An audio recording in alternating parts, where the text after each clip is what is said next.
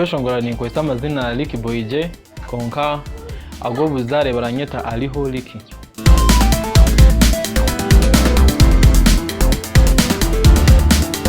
Nkazarirwa Butobere, but then kahobwire buke then tuje twafuruka twazanya Kijumba, so nyowe nka life indebire yona ninjimanya oni kurenya Kijumba.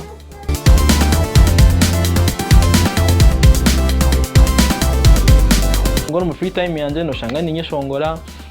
ninkunda no kuzanaza no mpira.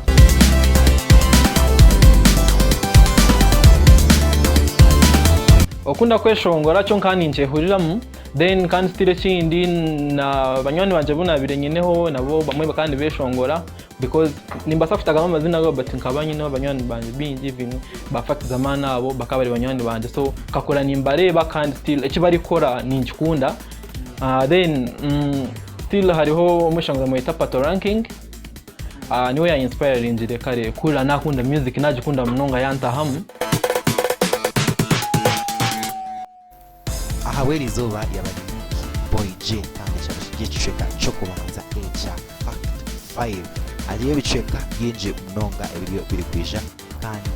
iceka cyo kubanza echi cyashige cya Licky Boy J kandi even the next time naza kuba ari Licky Boy J kuratira Facebook pages zitu Starrays TV Starrays Entertainment, Instagram, Twitter Starrays TV kandi subscribe ga YouTube channel YouTube Starrays UG of the Fabiona ebeka Starrays TV. Kurugira kimwe among promotions kandi hamwe na Starrays TV kurabajyamo katubare bo gundi munoni akwa fact 5 icyo shongera cyo kubaza nkacyandika niyo mu P5 well no the fact 5